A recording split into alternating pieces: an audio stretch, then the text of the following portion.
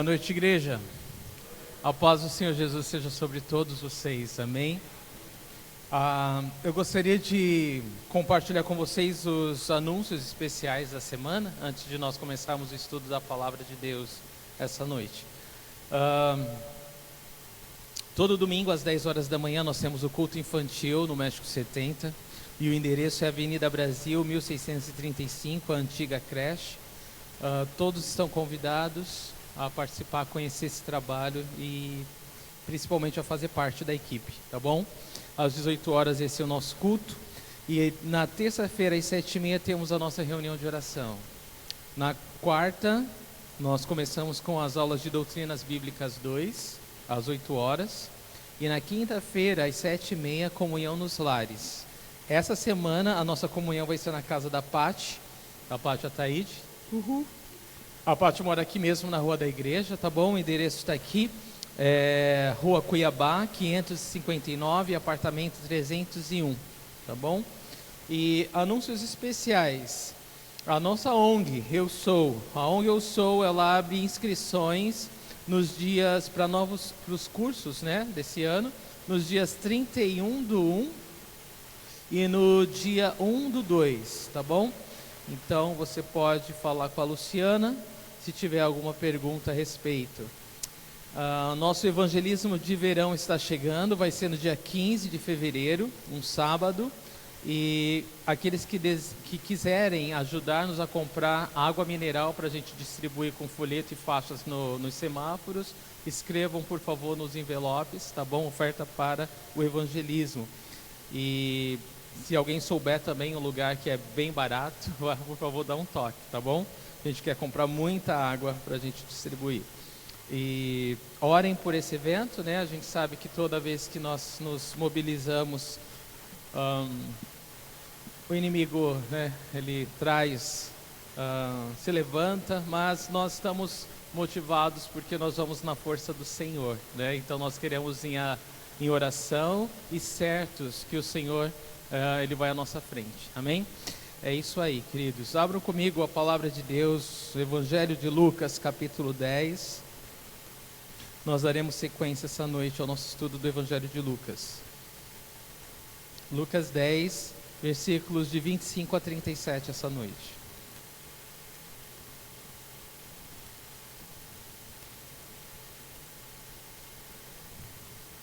Amém?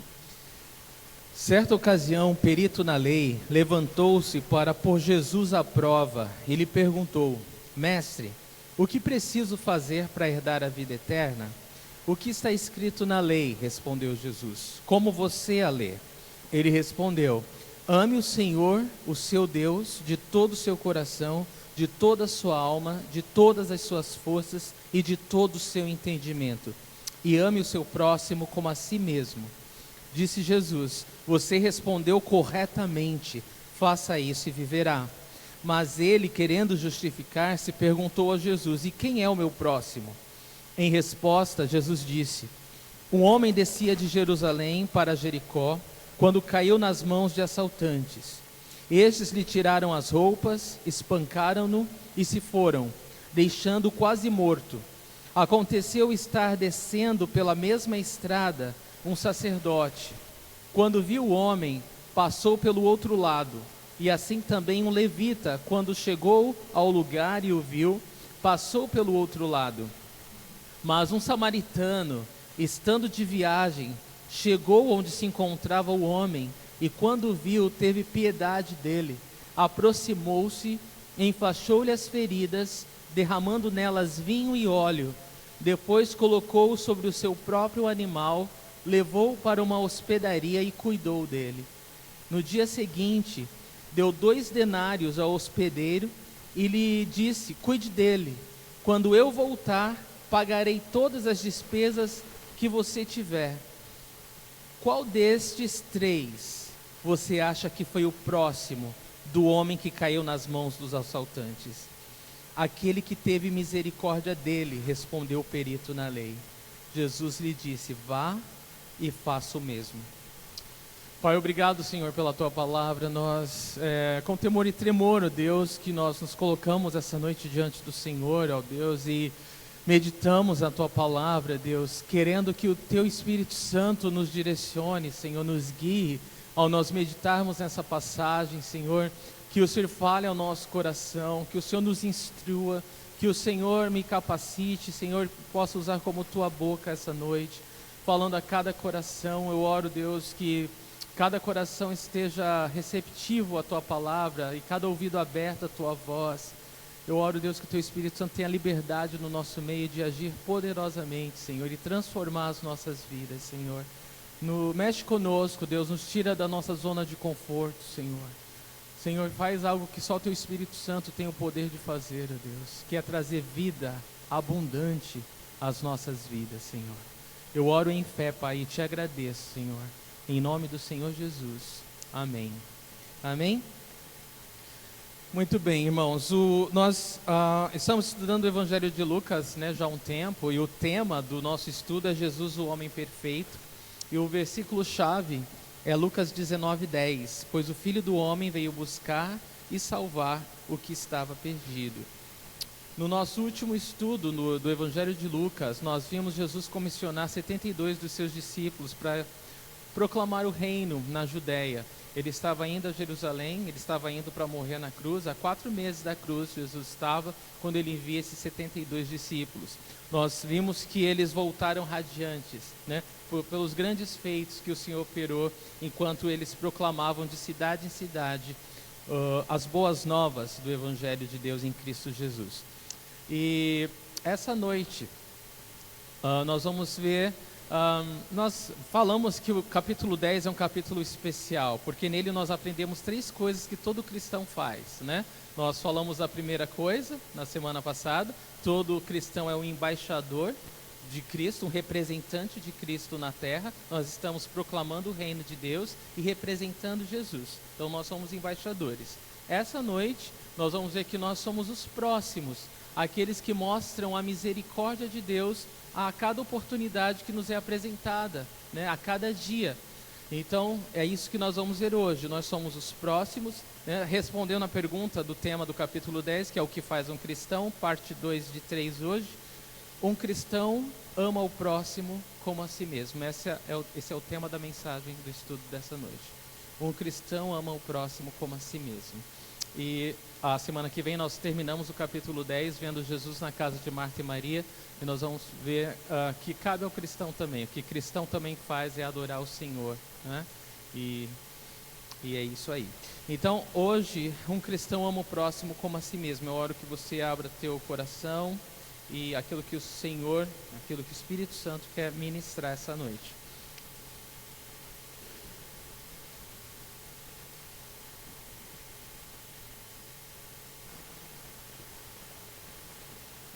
Versículo 25. Certa ocasião, um perito na lei levantou-se para pôr Jesus à prova e lhe perguntou: Mestre, o que preciso fazer para herdar a vida eterna?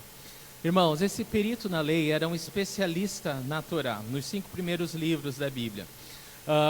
Ele era como um escriba, alguém que conhecia com detalhes a lei de Deus. Era alguém que estudou a vida inteira, era alguém que sabia muito bem o que a lei de Deus requeria.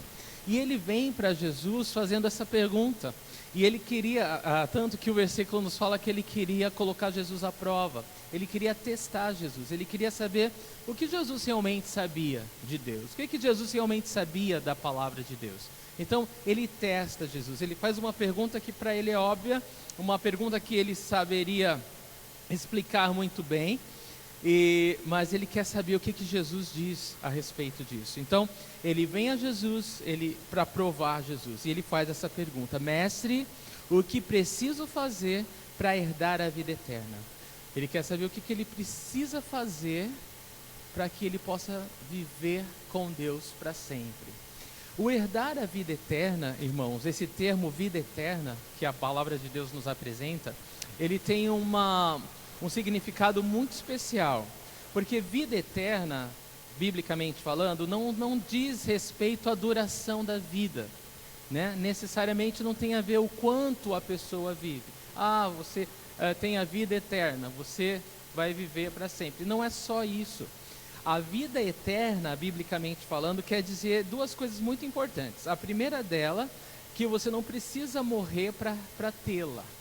Você que conhece Jesus, nasceu de novo, você é capaz de experimentar a vida eterna agora. O resto é só uma continuação daqui. E outra característica importante da vida eterna é que a vida eterna, ela é algo que só Deus pode dar. É algo que ninguém tem, a não ser que Deus dê, a não ser que Deus conceda. Então, entenda muito bem isso. O conceito de vida eterna é algo que só pode ser dado por Deus, e é algo que você não precisa morrer para experimentar. Você pode experimentar agora. E o mais importante disso tudo, vida eterna está sempre conectado com o autor da vida, que é o próprio Deus. Amém? Então, essas três coisas são básicas quando a gente pensa em vida eterna. Vida eterna é algo que só Deus pode dar. Vida eterna, não preciso morrer para experimentar, posso experimentar agora. E vida eterna é vida com Deus. Não existe o conceito de vida eterna longe de Deus. Bom, pensando bem, até existe, porque todos vão viver eternamente, seja no céu, seja no inferno. Você sabia disso, né? Todo mundo vai viver eternamente, ou no céu ou no inferno. Só que a vida eterna, biblicamente falando, é aquela parte que é no céu, é aquela parte que é com Deus. Amém? Então é isso que o rapaz está querendo saber, esse perito na lei, esse advogado, esse estudante de direito.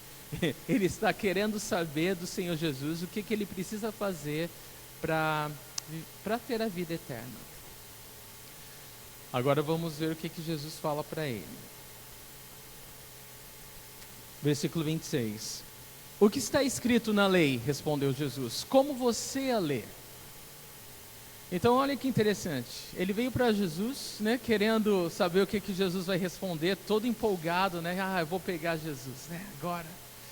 E Jesus fala para ele: o que está escrito na lei?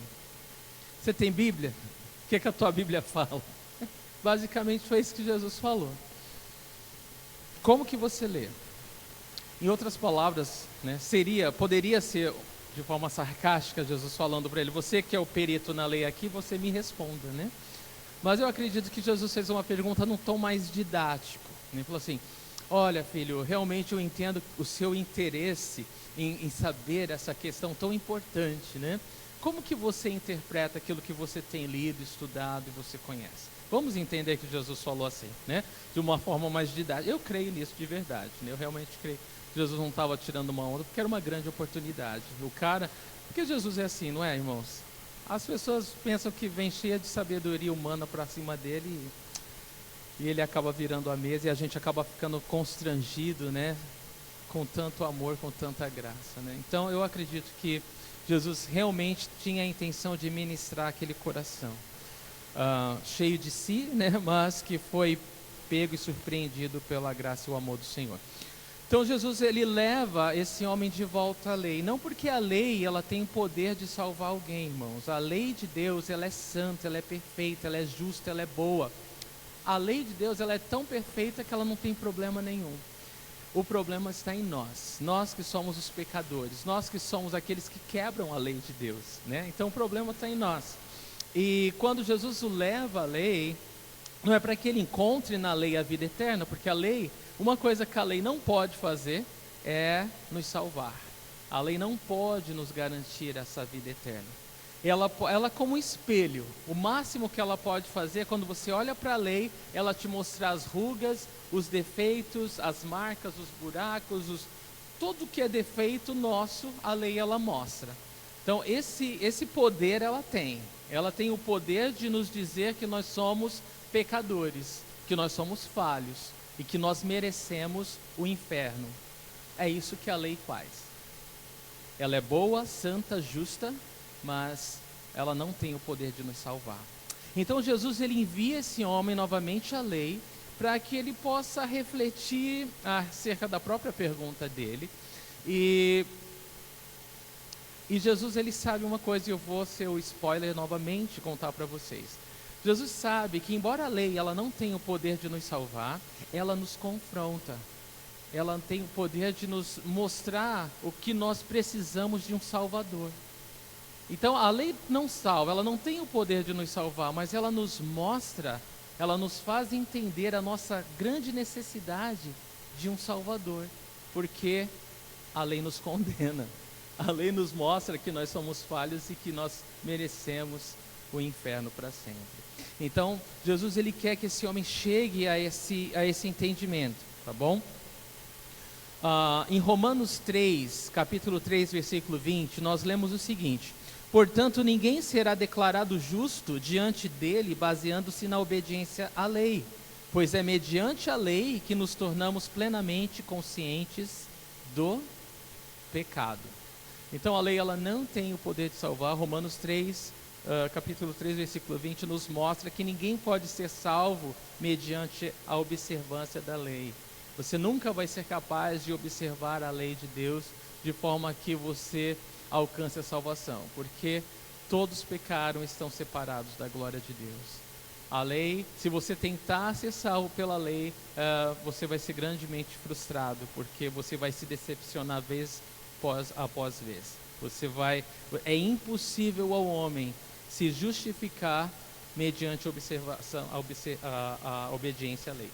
Então, a lei, ela só nos condena, ela não nos salva. Então Jesus, ele fala para ele, manda ele voltar para a lei. Versículo 27, ele respondeu, essa é a resposta do perito da lei ao Senhor. Ele respondeu: ame o Senhor, o seu Deus, de todo o seu coração, de toda a sua alma, de todas as suas forças e de todo o seu entendimento. E ame o seu próximo como a si mesmo. Você observa que são 2 mandamentos em um.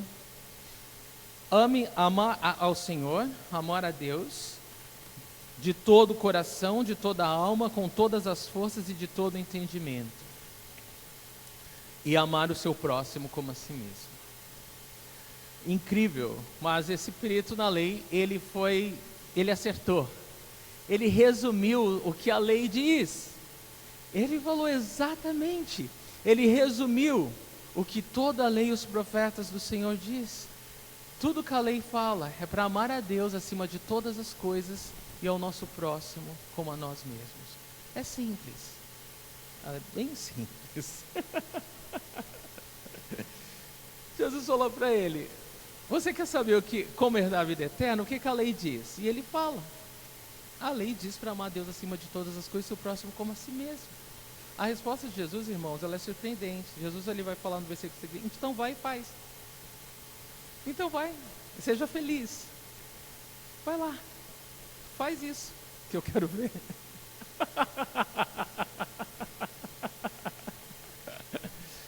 Jesus é o máximo, não é?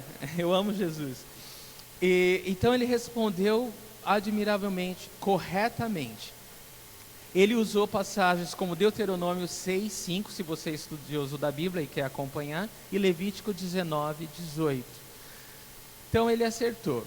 E olha, gente, vou falar uma coisa para vocês. É impressionante o quanto para as pessoas, né? Porque é muito abstrato falar que ama Deus, né? E as pessoas, elas não têm problema de entender. Na verdade, elas têm muitos problemas, né? Mas o que eu quero dizer assim é que na cabeça das pessoas, elas acham que elas amam a Deus. Eu amo a Deus, Ele me entende, eu amo a Deus. Eu e Deus, a gente se vira, a gente se entende, está tudo tranquilo. Só que, como esse perito da lei, as pessoas têm uma grande dificuldade de se explicar quando se trata do amor ao próximo. Aí é onde a porca torce o rabo, aí é onde tudo fica mais difícil para as pessoas se explicarem. E vai ser exatamente o ponto desse perito na lei aqui. Ele vai questionar Jesus justamente nesse ponto. Ele quer que Jesus defina para ele o que Jesus entende por próximo. Mas entendam que na cabeça dele, ele estava cumprindo isso perfeitamente. Na cabeça desse homem, ele estava amando a Deus acima de todas as coisas e amando o seu próximo como a si mesmo. Tá? Ele estava convicto disso. Uma coisa importante antes de nós seguirmos é que o amor ao próximo, irmãos, Eu vou explicar, porque o que não é o amor ao próximo? Às vezes as pessoas elas dizem assim, ó, para eu amar o outro, eu tenho que me amar primeiro. Elas interpretam amar o próximo como a si mesmo da seguinte modo: olha, eu, para amar qualquer pessoa, eu tenho que me amar primeiro, porque eu tenho que amar como eu me amo, né? Então, assim, primeiro eu vou me dedicar a me amar. Então, assim, quando eu tiver, né, assim, nota 10 no amor próprio, aí eu passo a amar alguém, né? E elas estão convictas que elas estão obedecendo à vontade de Deus. Deu um nó na sua cabeça também, né?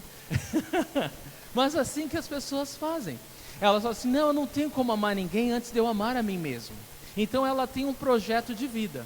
Ela está determinada, o tempo que ela viver, se amar, fazer tudo o que quer, se servir.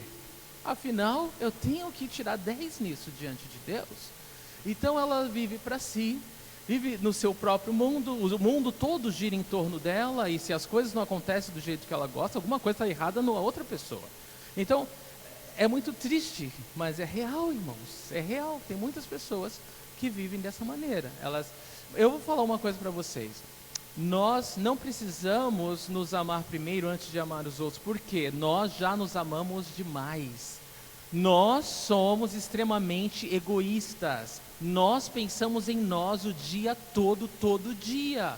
Nós vivemos para nós, para os nossos interesses o dia todo, todo dia. Isso é o quão egoísta nós somos. Nós não acordamos pensando como que está fulano, o que ciclano precisa, será que eu posso ajudar Beltrano? Tem alguma coisa que eu possa fazer pelo outro? Não, a gente acorda o dia definindo quais são as nossas prioridades, o que a gente tem que fazer, e a gente quer terminar o dia com tudo pronto. Nós vivemos o dia inteiro para suprir a nossa própria vida, nossos próprios interesses. Os outros são apenas, estão no meio do nosso objetivo de viver para nós. E a gente lida de várias formas com isso. Mas nós vivemos para nós o dia todo, todo dia. Então nós não precisamos nos amar para amar o outro. Isso é uma mentira do diabo. Nós precisamos nos arrepender, parar de ser egoísta e começar a pensar no outro, a começar a se preocupar com o interesse do outro, com as necessidades do outro. Porque amar o outro como a si mesmo, irmão, vai desde uma refeição que você precisa comer, e o outro também precisa, como escovar o dente depois da refeição. Lembrei até do projeto de higienização bucal lá do México. É muito legal pensar nisso, porque é uma necessidade que nós temos também. Então, quando Jesus está falando amar o próximo como a si mesmo, pare e pensa como você se ama.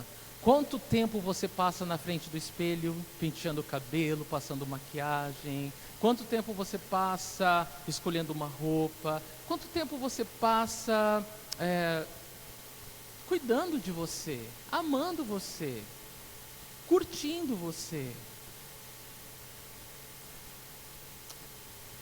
E agora o Senhor fala, olha, você vai amar o outro da mesma forma que você se ama.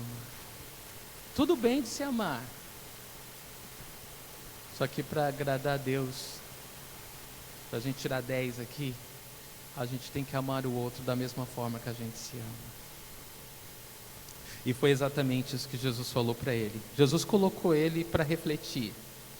Eu oro que nós possamos refletir um pouquinho nisso hoje também. Então, irmãos, é querer para o outro o que eu quero para mim.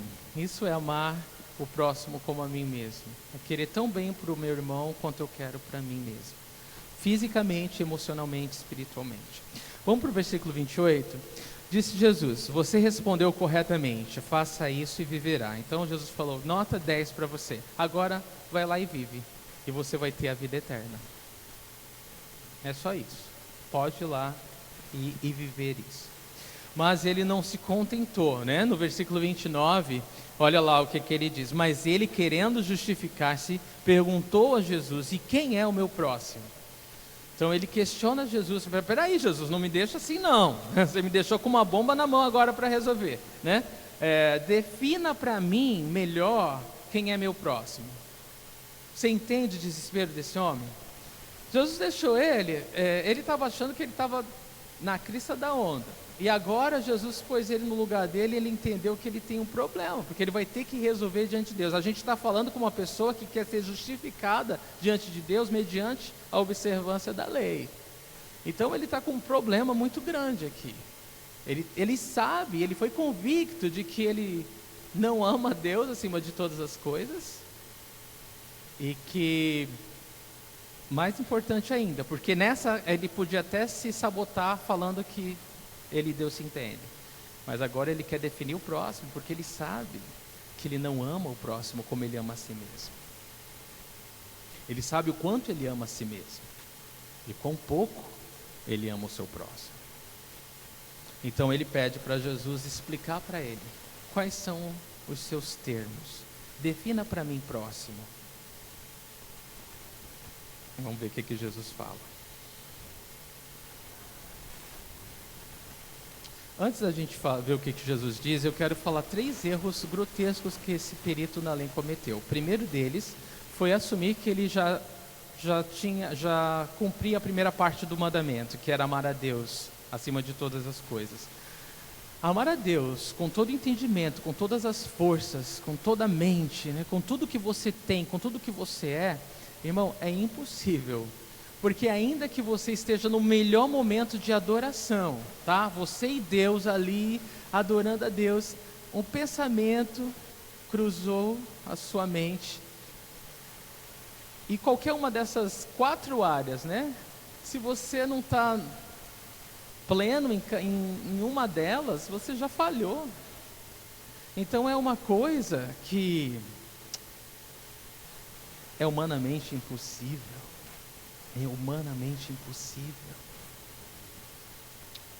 Mas o primeiro erro dele foi achar que essa parte estava resolvida. A preocupação dele está com o próximo. Isso significa que, quanto a Deus, na mente dele ele tirou 10. Eu amo a Deus acima de todas as coisas. Esse foi o primeiro e grande erro. O segundo erro foi pensar que o primeiro mandamento estava desconectado do segundo. Tá? E não está. Jesus, em outras passagens, ele fala, olha, toda a lei e os profetas se resumem em um mandamento: amar a Deus acima de todas as coisas e o teu próximo como a si mesmo. Em outras palavras, não tem como desconectar uma coisa da outra. Nós não temos como dizer que amamos a Deus se nós não amarmos o nosso próximo. Ninguém tem como dizer que ama a Deus se não ama o seu próximo. Esse foi o segundo erro dele. E eu fico pensando, né? Quanto a que o apóstolo Paulo, ele diz, olha, façam bem a todos, especialmente aos da família da fé. E é interessante, nós devemos amar a todos, até os nossos inimigos, a Bíblia fala. Jesus, ele deixou isso muito claro. Orar pelos que nos perseguem, abençoar os que nos maldizem, tudo isso Jesus falou. E aí eu fico pensando, quanto mais responsabilidade nós devemos ter para com os nossos irmãos na fé, para com teu irmão e tua irmã que congrega. A responsabilidade é muito maior. Em 1 João 4, versículos 20 e 21 diz o seguinte: se alguém afirmar eu amo a Deus, mas odiar seu irmão, é mentiroso, pois quem não ama seu irmão a quem vê, não pode amar a Deus a quem não vê. Ele nos deu este mandamento: quem ama a Deus, ame também seu irmão. Então o apóstolo João, ele deixa bem claro para nós o quanto esse mandamento ele deve ser melhor aplicado na vida da família cristã. Então não basta ignorar o irmão. Se você tem algum problema com ele, você tem que tratar. Não basta você falar dos seus aborrecimentos para outro, que vai poder passar a mão na sua cabeça. Não, você tem que se acertar com o seu irmão. Então, Jesus, ele deixou muito claro isso. E o terceiro erro desse perito na lei foi a maneira que ele interpretava o próximo. Na mente dele, irmãos, o próximo para ele era só as pessoas que ele gostava, era só as pessoas que ele tinha afinidade. O próximo deles era um outro judeu que tinha a mesma fé, né, acreditava das coisas da mesma forma. E mesmo assim eles tinham as seitas, as separações, que se você não concorda comigo, então você já não é meu próximo. Na cabeça dele, o meu próximo é aquele de quem eu gosto. O meu próximo é aquele que eu quero bem. E esse é um conceito errado de próximo. Sim ou não? Ah, que bom. Pensei que vocês iam falar não. Esse é um conceito errado de próximo. Porque o meu próximo não é aquele que eu quero bem. O meu próximo, a gente vai aprender com Jesus aqui. Isso é muito importante, que é o ponto principal dessa passagem. O meu próximo é qualquer pessoa que está na minha frente. O meu próximo é qualquer pessoa em necessidade, independente de quem ela é, status social, crença, qualquer coisa. O meu próximo é aquela pessoa que precisa de ajuda. Jesus ele vai explicar isso melhor para nós, tá? Mas esse homem, ele estava errado de todos os lados. Tá? Só para você entender. Ele tinha anos de estudo na lei. Ele era um cara que era top naquilo que ele fazia. Mas ele estava longe de Deus. Longe. Não, pensa assim, muito longe. Muito longe mesmo.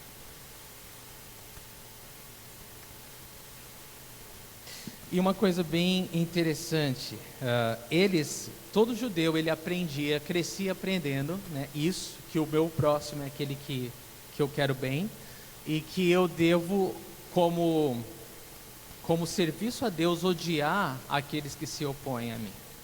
Então ele estava, em outras palavras, só quero dizer isso, convicto nessa teoria, de que o próximo dele é quem ele queria bem, e o resto era inimigo e deveria ser odiado.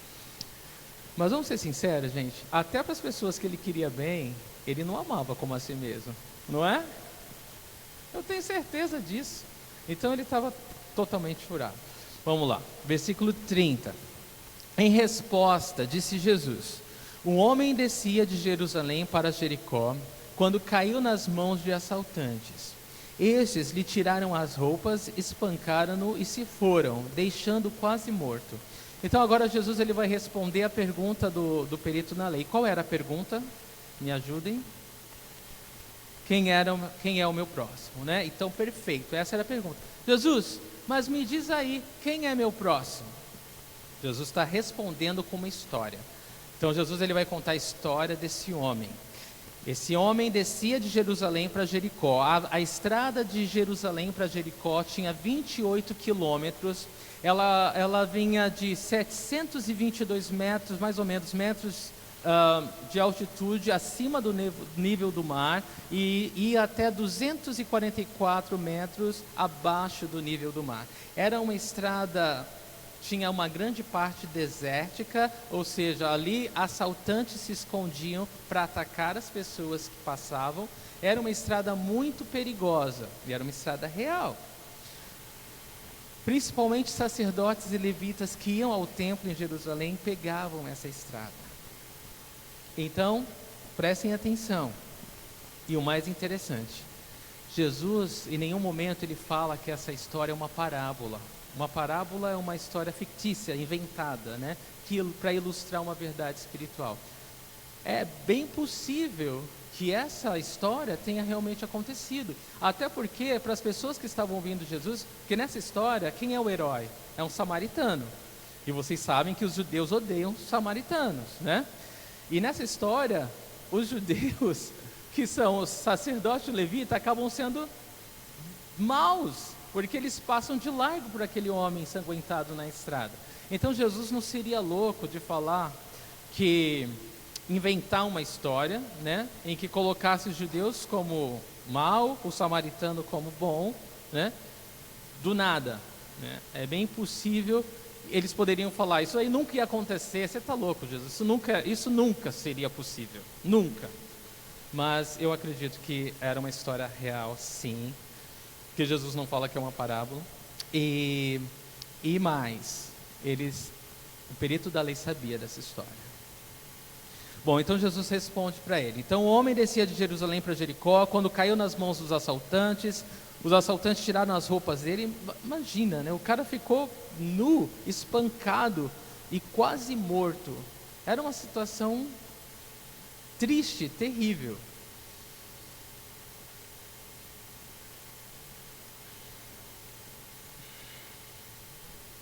Versículos de 31 a 32. Aconteceu estar descendo pela mesma estrada um sacerdote. Quando viu o homem, passou pelo outro lado. E assim também um levita, quando chegou ao lugar e o viu, passou pelo outro lado. Vocês sabem que o sacerdote e o levita, eles trabalhavam no templo em Jerusalém. Eles serviam a Deus com as coisas, os afazeres do templo, os sacrifícios e todas as coisas, canções e trabalho, tudo, portaria, tudo o que era feito pelo sacerdote e os levitas. Então, imagina, dois cargos importantíssimos, religiosos, pessoas que todos os outros esperavam ter compaixão. Não é verdade? Todo mundo olhava para essas pessoas e olha, né, para qualquer pessoa que de servir a Deus, esperando dela mais misericórdia do que a pessoa que não serve a Deus. É fato, é natural isso. Porém, Jesus deixa bem claro que tanto o sacerdote como o levita, eles passaram de largo ali. Eles viram o judeu, que era um irmão deles, ensanguentado na estrada, e eles passaram para o outro lado. Um estudioso bíblico falou algo interessante. Ele diz assim: sacerdote e levita são mencionados aqui em parte porque eles eram os viajantes mais frequentes da estrada, e em parte para mostrar que essas eram as pessoas que, pela natureza dos seus ofícios, eram aqueles dos quais as pessoas esperavam obras de misericórdia e de quem uma pessoa em perigo esperaria socorro imediato e conforto. E sua conduta desumana aqui foi uma violação clara da lei. Então, aqueles que se diziam servir a Deus e cumprir a lei de Deus, eles acabaram mostrando, né, que eles quebraram a lei de Deus aqui. E algumas das desculpas, eu quero ler para vocês, são desculpas que hoje nós podemos usar também, quando nós queremos evitar a ajuda a um próximo. Vamos ler? Essa estrada é muito perigosa para eu parar e ajudá-lo. Quem não pensou isso? Ele pode ser uma isca de uma emboscada, é melhor eu correr.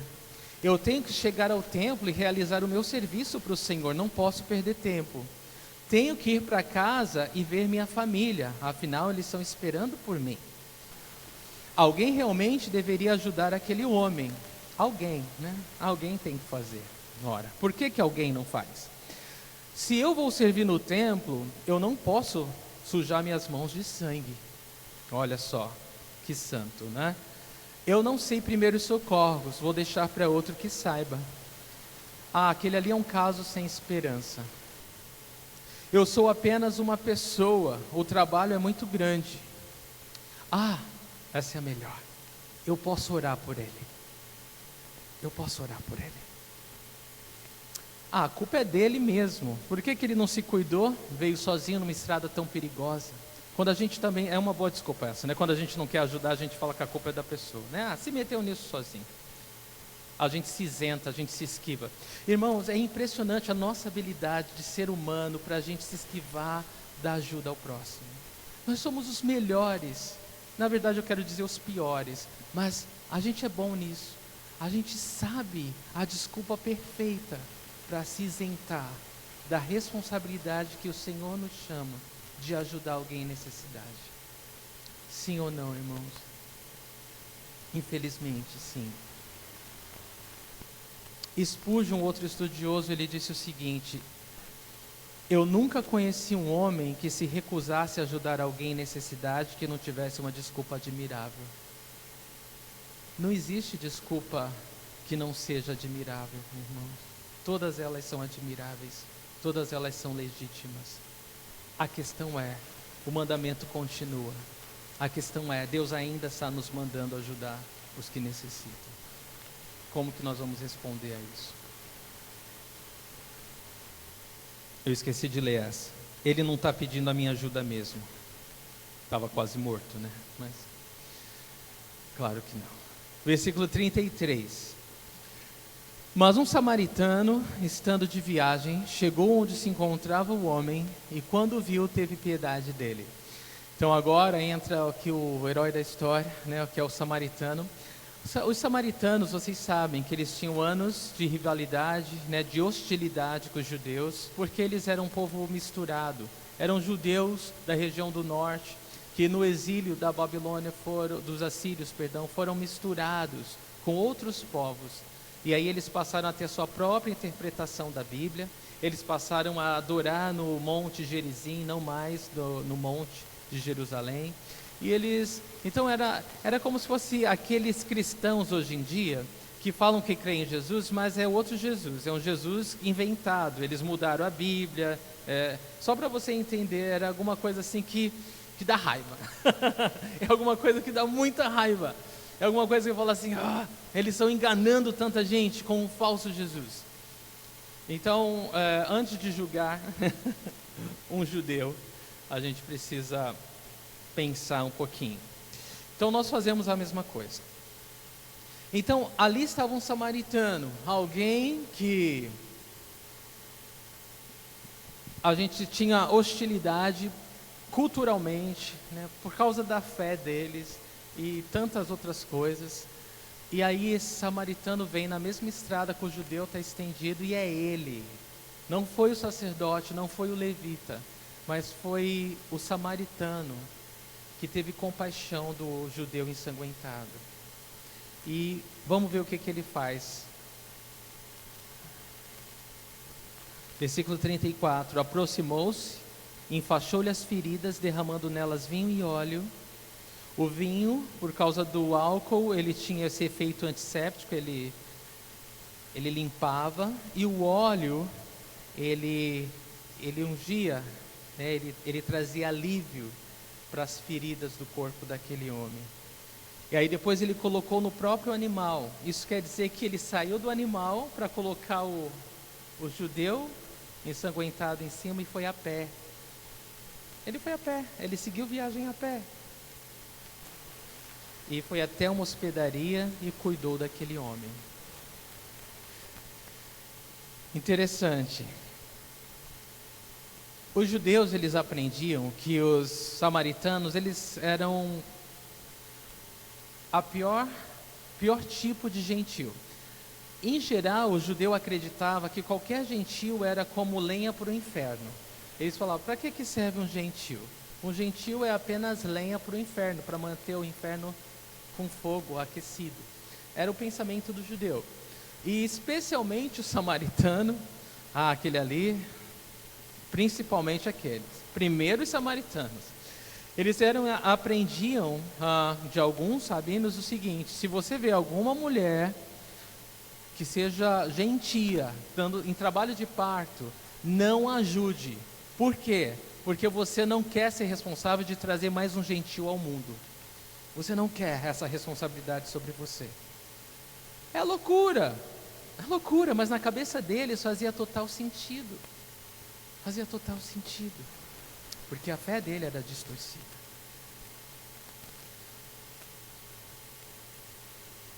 Então ali está um samaritano, alguém que era hostilizado dessa maneira pelos judeus, ajudando um judeu.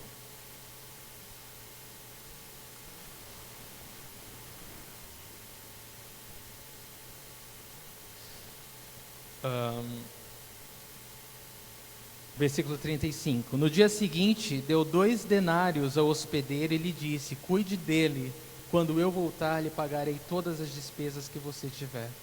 Então ele não parou ali, né? O cuidado dele para com aquele homem, ele foi ao ponto de dar dinheiro. Esses 2 denários eram 2 moedas de prata, equivalente ao salário braçal de 2 dias, e manteria as despesas daquele homem paga por até 3 semanas. Então ele gastou dinheiro também com aquele homem e se responsabilizou em pagar de volta qualquer despesa extra que aquele homem necessitasse. Então aqui está esse samaritano que não olhou a quem ele estava ajudando. Ele simplesmente viu alguém em necessidade e estendeu a mão. E esse é o exemplo que Jesus está dando para eles e para nós, irmãos. É dessa maneira que nós amamos o nosso próximo como a nós mesmos. Nós não julgamos a pessoa.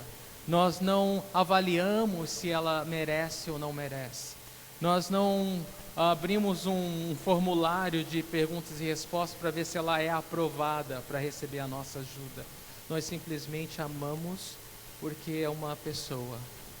É um ser humano que precisa ser ajudado. E Deus quer se revelar para essa pessoa através das nossas vidas.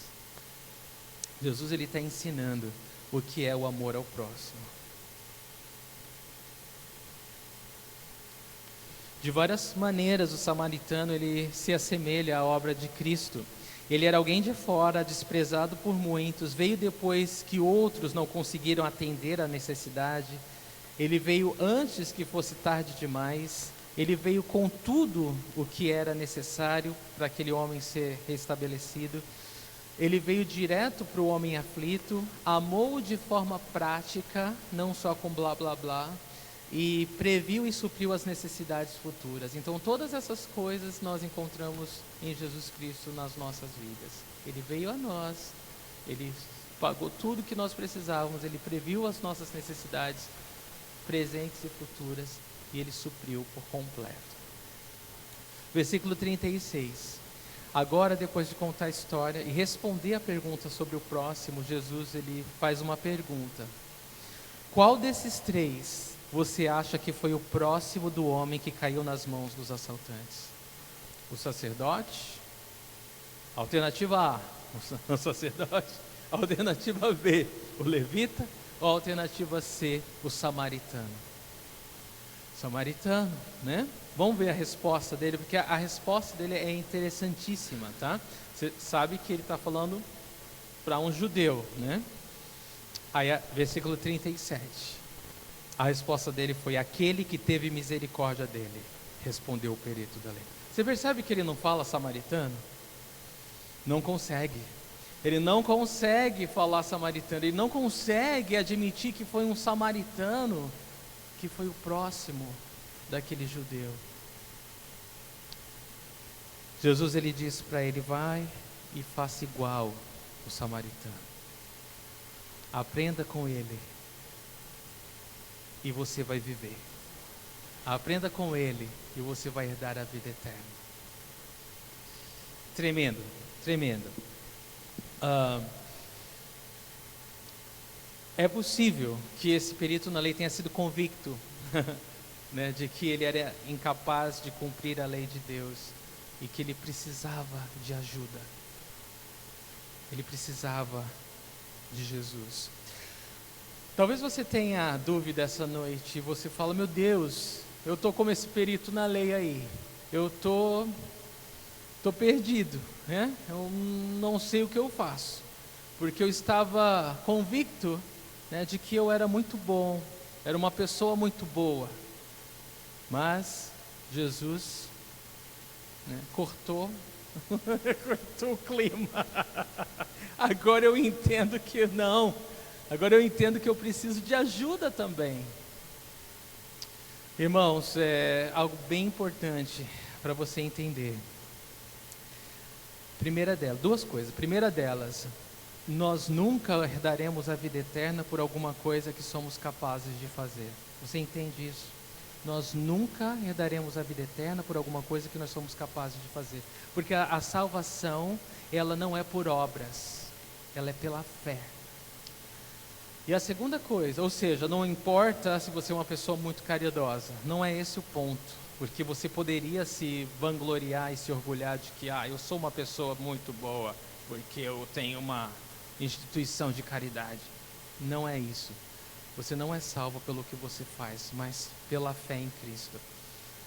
De realmente crer que Ele foi esse próximo que veio para a tua vida e te supriu, porque você estava perdido, você estava morto espiritualmente, sem chance nenhuma de chegar ao céu. Então a primeira coisa é reconhecer isso. A segunda coisa, você só vai ser capaz de amar alguém, de amar o seu próximo, se você receber do amor de Deus primeiro. Esse amor ao próximo, ele é incapaz de ser exercido na minha vida e na sua vida. A gente refletiu sobre isso. Amar o outro como eu amo a mim mesmo, cara, desisto. Não dá. É difícil. Como eu amo a mim mesmo, cara, eu me amo demais, né? É muito difícil. Desculpa a sinceridade, né? Mas é muito difícil. Então, como que a gente responde? Como é que a gente sai desse problema? Quando a gente recebe do amor de Deus por nós, algo sobrenatural acontece.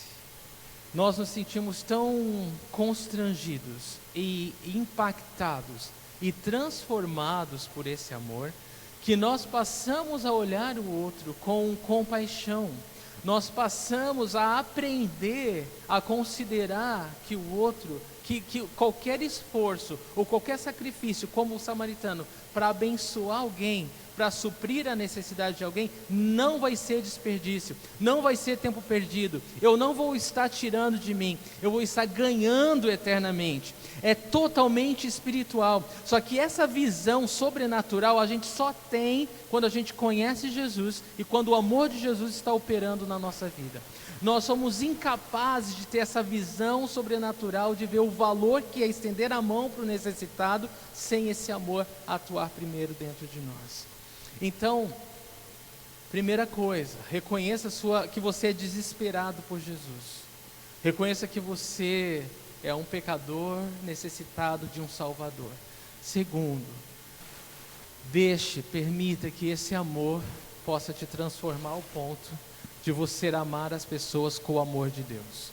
Porque nós somos egoístas, extremamente egoístas. Nós amamos as pessoas por interesse.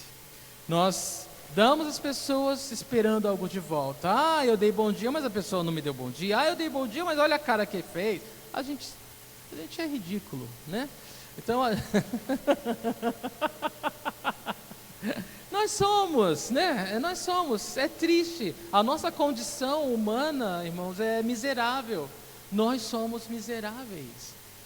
E nós somos desesperados por essa razão de Jesus, da ação do Espírito Santo dentro de nós.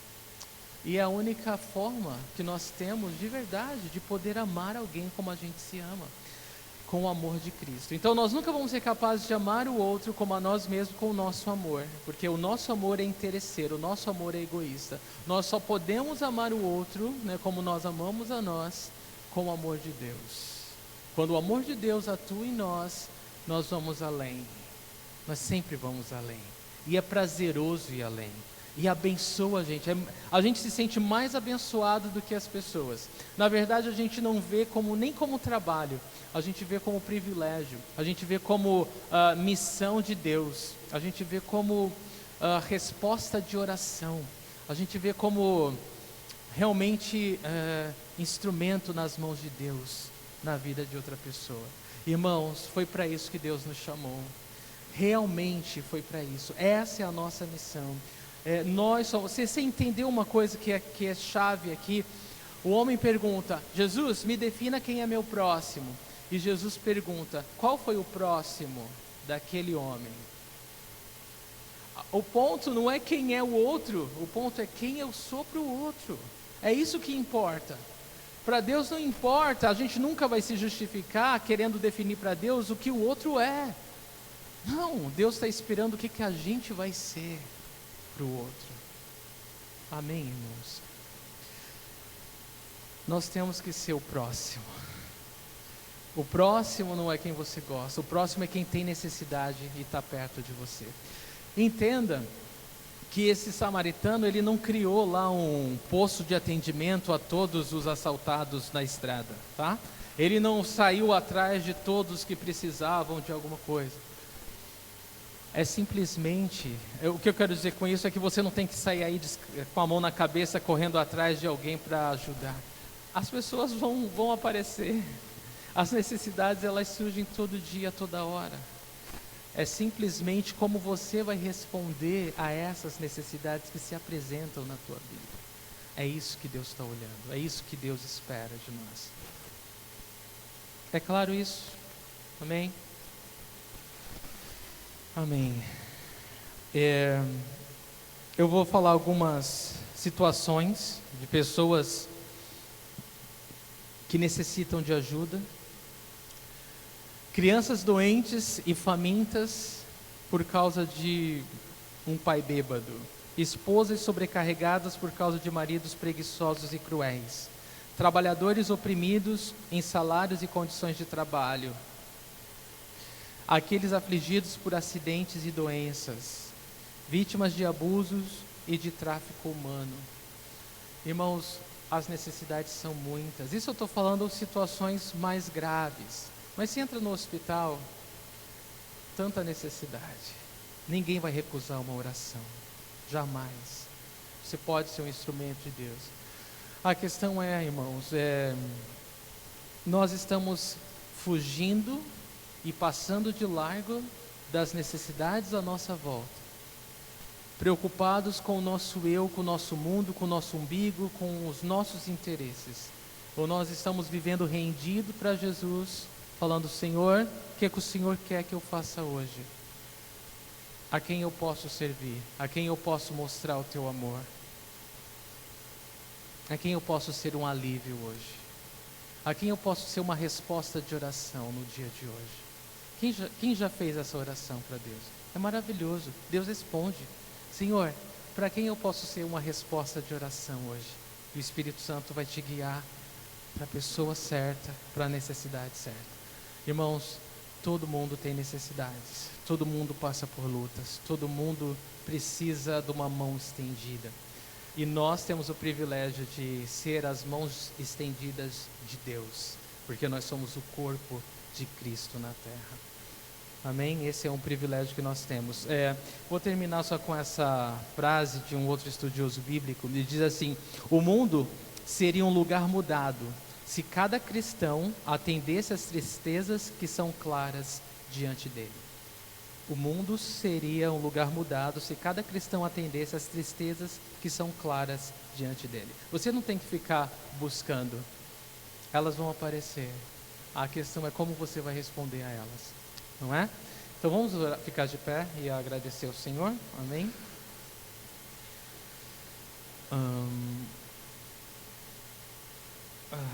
Senhor, eu quero ler só mais uma frase também. Nunca se esqueça que o que a lei exige de nós, o Evangelho realmente produz em nós. Você acredita nisso? O que a lei exige de nós, o Evangelho produz em nós. Então, nós nunca vamos ser capazes de ser salvos porque nós atendemos às exigências da lei, mas porque nós somos salvos, nós podemos ser usados sem limites, com poder. Porque o Senhor, Ele escreve a sua lei nos nossos corações. O Espírito Santo nos leva onde a lei não podia levar. E é por isso que a gente pode ser agentes atuantes como corpo de Cristo no mundo caído. Vamos orar. Pai, obrigado pelo teu amor, obrigado pela tua palavra, obrigado pela ação sobrenatural do teu Espírito Santo em nosso meio. Obrigado por esses corações abertos, Senhor Deus, dispostos a serem transformados por Ti, Deus. Na verdade, o Senhor já está trabalhando em nós, o Senhor já tem feito grandes coisas em nós, e nós podemos nos alegrar porque o Senhor prometeu concluir a obra que o Senhor começou em nossas vidas, Senhor. E Tu és fiel, mesmo quando nós não somos. Senhor, nós reconhecemos diante de Ti as nossas falhas, reconhecemos diante do Senhor que nós somos como aquele sacerdote, aquele levita. Senhor, o nosso natural é ignorar as necessidades à nossa volta, mas Deus, eu oro que de um modo sobrenatural o Senhor nos dê um coração igual ao Teu, nos dê um coração igual a daquele samaritano, Senhor, que não mediu esforços em ver uma vida salva, uma vida restaurada, Senhor. Então eu oro, Deus, nos enche de fé essa noite, nos enche do entendimento, Deus, de que é o Teu Espírito que vai fazer. Nos enche da certeza que é a obra de Deus através de nós, que nós somos simplesmente os instrumentos, o Teu corpo, Senhor. E o Senhor é o cabeça do corpo, é o Senhor que faz a obra, e o Senhor quer nos usar. Deus, se nós não nos dispormos, o Senhor vai usar outro, Deus, mas eu sei, Deus, que o Teu coração, a Tua vontade, Senhor, é que nós sejamos cooperadores da Tua obra, Deus. O Senhor não precisa de nós mas o Senhor ainda assim nos chama porque o Senhor nos ama. E o Senhor quer trabalhar em nós através desse ato de obediência, Senhor, de ir te servir, servindo ao necessitado, Senhor. Eu oro que o Senhor abra o nosso entendimento, Deus, e que nós possamos fazer diferença nesse mundo triste, nesse mundo caído, Deus, nesse mundo sem esperança, nesse mundo que é cada um por si, nesse mundo, Deus, que está cada um buscando o melhor lugar ao sol, pisando sobre os outros para isso, Senhor. Nos ajuda, Senhor. É uma missão tão grande, é uma missão praticamente humanamente impossível, mas nós somos os que creem no poder de Deus, na ação sobrenatural do Senhor, e nós dissemos sim a Ti, Deus, e queremos dizer sim novamente essa noite. Senhor, usa-nos como queres, Senhor. A Ti, Deus, seja a honra, a glória e o louvor, Pai. Nós Te amamos, Deus, porque o Senhor nos amou primeiro. Nós podemos dizer essa noite que nós Te amamos, Senhor. Que o Teu amor opere em nós, Senhor, essa noite, Deus, com poder. Manifesta a Tua glória, manifesta o Teu poder, a Tua graça em nossas vidas, Senhor. Em nome de Jesus Cristo. Amém.